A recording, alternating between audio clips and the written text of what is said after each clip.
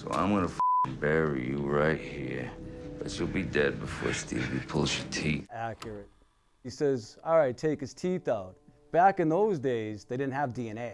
They would identify bodies by dental records. My name is Mark Silverman, and I was involved in organized crime with the Italians and the Irish. Today, we're gonna be looking at some Irish mob movie scenes, and we're gonna judge how real they are.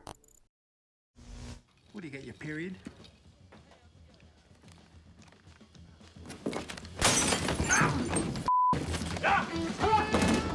One thing about bars too is you always know who's coming in and out. So you have a good idea if there's strangers in there or if there's something that doesn't look right. You can really find out if somebody's there to infiltrate the bar or cause trouble. No! Are you still a cop? No! No! That's a great scene. I could tell you one thing, and it struck me right away when I saw the movie for the first time. The state police are not going to try to put one of their own inside of a crew, especially a dangerous crew. That's why they recruit informants or top echelon informants, because the informants can walk the walk and talk the talk. And I have never really seen an undercover police officer inside of a crew. A lot of people used to say, well, you know, I know that guy's a cop because of his shoes. I would say, you don't think that they know what shoes to wear and what not to wear?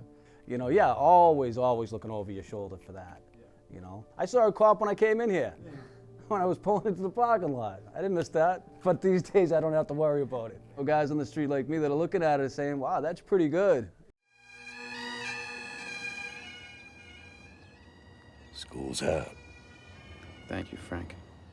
Police corruption back in the 80s and the 90s was rampant. Whitey Bulger certainly wasn't the only guy that had the inside track with some of the departments, whether they be local or state or federal. Other guys, I mean, you're not gonna survive on the street if you don't have friends within law enforcement.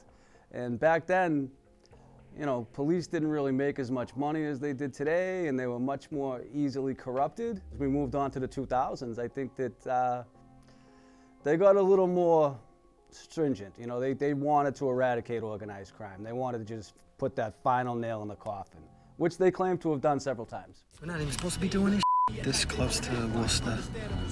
This side of Worcester. Says who? Says him, says Costello. This is very accurate, so they're obviously nervous. It's all about territory. If you're dealing drugs, doing any type of business in somebody else's territory, you are absolutely open to discipline. However that discipline is carried out, it depends on the severity of the action. Like if you look at like Medford, you know, Somerville, you know, Winter Hill, South Boston, you know who's who and you know where you should be doing things and where you shouldn't. Because if you don't, someone will get your attention one way or another and you probably won't like it, but that's what happens. You know, he's got some real good scenes in there and good storyline. So, yeah, I'd say it's pretty accurate. I'd give it a 7. Listen, just wanted to stop by and tell you myself. Is that the zip code for South Boston? No, it's Charlestown. Everybody has the fighting Irish guy usually like on their calf. You know what I mean? And you know, it's not really like a requirement or anything. It's just that they're proud. I mean, and they should be. They're always going to honor and respect it where they come from. I think my guys can handle it without me. You know what I mean? I wouldn't hire them without you. And I wouldn't hire you without them. You're a unit. Everybody in the crew has a role. Part of his crew is the bank robbery crew. He's not going to put Joe Flipper on it. You know, he's not going to do that. He's not going to hire one without the other. They're going to do it together. They do it right. They do it well. They keep the money flowing. The Irish Mafia, I mean, they're loosely knit crews, you know, that don't necessarily follow the pyramid of the structure of power that the Italians have. You have your bookies, you have your drug dealers, you have your hijackers. Everybody has a role. But the earner, the guy that's filling the pockets of the higher ups, is the most important guy in that crew. Just out of respect, smooth things over. Let's take this part, all right? Not gonna cut it. You're gonna do what I ask. Yeah, he don't want his money. You know, he's much more valuable to him continuing to make money, you know. Your earners, you will do anything to keep them earning for you because they're hard to find, believe me when I tell you. You know, there's a lot of knuckleheads out there that you put them on the street, you know, they last about a week. It's like, in reality too, it's the old timers that really have the juice. I always respected the old timers more than anything because these guys have more wisdom in their pinky finger than the guys the young. That's a 9.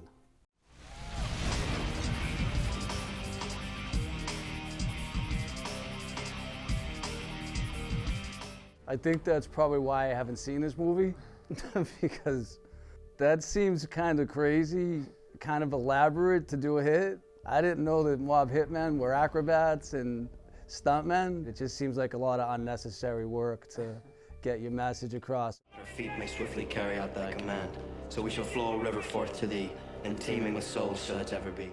I don't know a lot of Irish mobsters that talk like that. It's like a little bit of what, the brogue? You know, most of them were born here. You know, they don't come over from Dublin or anything like that. Maybe I met 1 or 2. I'm not quite sure. It was a long time ago with that, but I'm giving it a 2. Right, that's enough. Yeah, just like that, I was one of hell. So a lot of people believe that Whitey Bulger was part of the Winter Hill Gang. He was at the beginning. I don't think I would ever say he was the leader of the Winter Hill Gang. He was the leader of the Bulger Group, or whatever you want to call it. He was running with the gangs in South Boston. There was a power struggle, and they wanted to iron out those problems, and the ultimate result of it was, hey, let's combine it. You know, why don't we make ourselves strong? Why don't we blend Southie and Winter Hill and make it all one crew? And that's what they did. But in 1978, all of a sudden this huge indictment comes down against the entire Winter Hill Gang. I mean, guys like Whitey, Stevie, Howie, John Martirano, the who's who of the Irish Mafia in 1978. And it's funny because as it was taking its course, you know, these guys either went on the lam or some of them went to jail or were awaiting trial. All of a sudden, you hear the word unindicted co-conspirators when it came to Steve Flemmi and Whitey Bulger. So an unindicted co-conspirator kind of raised a lot of antennas. And again, that's what people fail to realize is that once he eliminates Winter Hill, he becomes the Bulger Group. I told him everything. The IRA, Cahill, the whole bit. But you'll be dead before Stevie pulls your teeth. Accurate. Accurate. He says to Stevie Flemmi, he says, all right, take his teeth out. You know, back in those days, they didn't have DNA. You know, so they would identify bodies by dental records. I think in the movie too, they refer to a dumping ground where they dumped a lot of bodies, you know, quite a few. I remember when the state police were digging it up.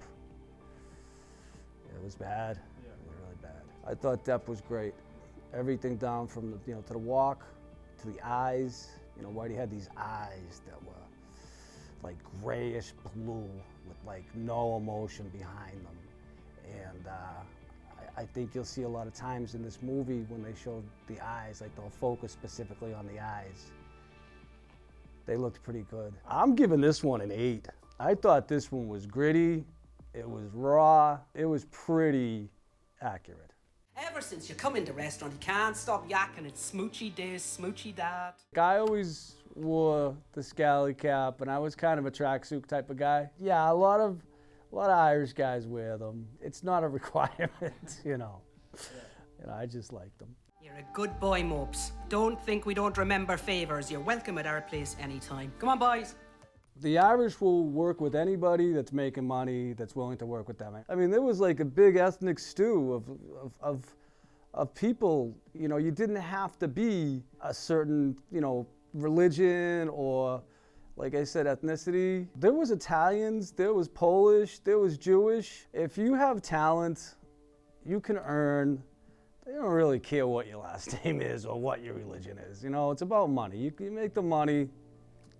You know, you can be a, you know, you can be an atheist. I don't know, maybe a 6, 5, right around there. What No! Transferring them to Riken. Let's go. Sorry, baby. If a guy goes to jail, you know, I mean, he's risking that. He's risking losing his family. We gotta have money, you know, our envelopes. You're welcome. There was less in it than what we were expecting. And So? Guys go to jail 10, 12, 14 years, and they come out with nothing. And what they come out to is most times their friends have betrayed them and taken over the businesses that they had and never took care of them, never went to their wife and said, hey, you know, here's a little package, you know. I mean, I think you should take care of them. They're supposed to, but don't expect it. You know, you see what this whole organized crime thing has become. Disloyalty, no honor amongst thieves anymore. All everybody wants to do is look out for #1. I left organized crime because I saw the direction that it was going.